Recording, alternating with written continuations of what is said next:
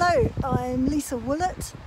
I'm a writer and photographer, and I'm here at my local beach, which is Lansalos in southeast Cornwall, which has featured in several of my books so far, including the most recent one, which is called Rag and Bone.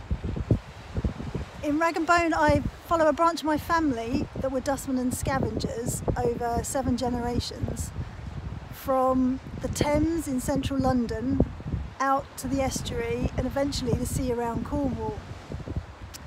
It's told through a series of beachcombing and mudlarking walks, which is something I've done since childhood, and ends up here at Lansalos. I'm recording this during lockdown, and well, this has meant that all of the launch events have been cancelled for the book.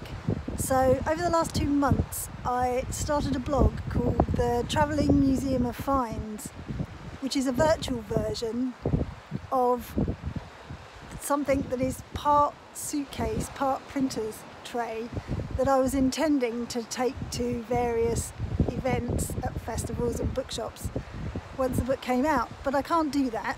So I've started the blog as a kind of show and tell of some of the objects that I found during the mudlarking and beachcombing walks, which took a year to do the walks, but it's taken about 2.5 years to write the book.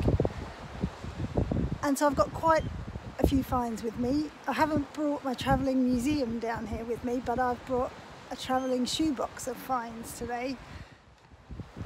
I particularly liked finding ordinary, quite domestic objects, and one of my favourites is this, which I found in the Thames, on the Thames foreshore, close to where my family lived in central London in Victorian times, early Victorian times.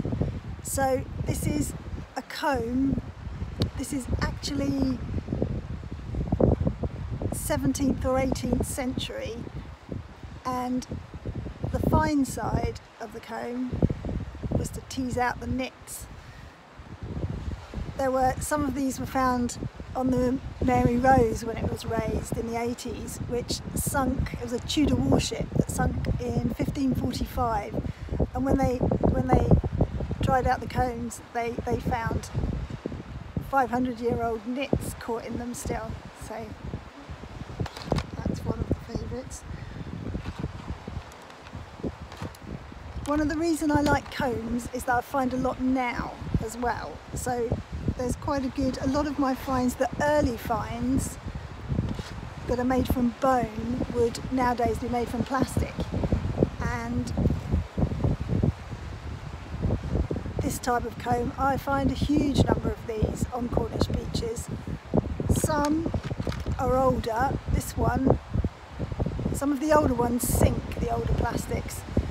And this one, you can see the little keel worm tubes because it's been on the sea floor and it washes up after storms with the debris from the seabed.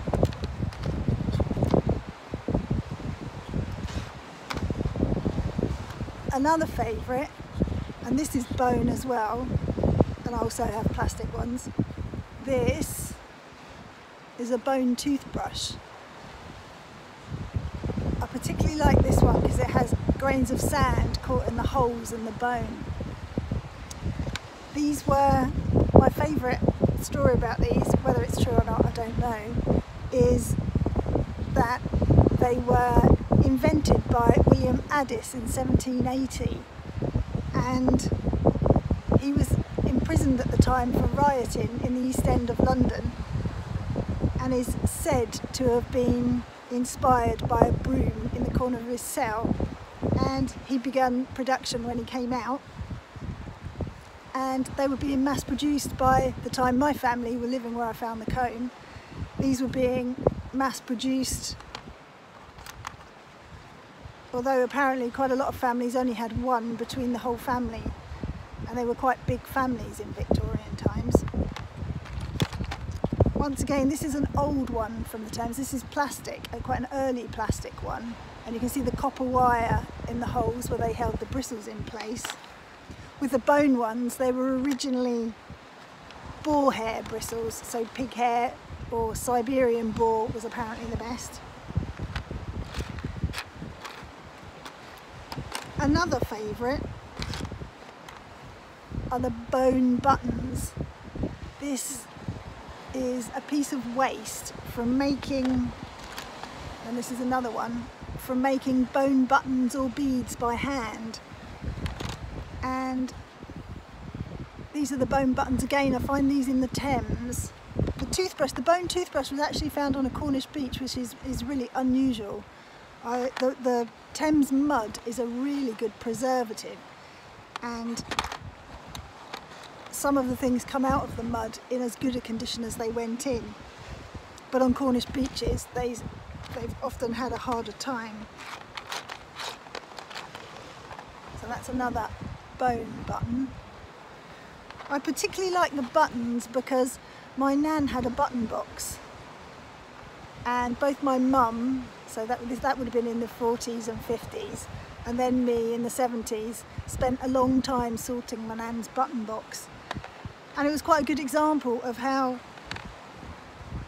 things were reused then in a way that they weren't today. And buttons would always be cut off and reused back then. I've got two other favourite buttons. This one is old. This is from the Thames. This is a pewter blowhole button, and it dates from 1650 to 1750.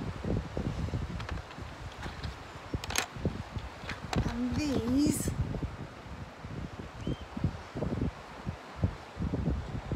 that would be 18th century frock coats that would have been worn on. But once again, lots and lots of plastic buttons turn up on Cornish beaches now.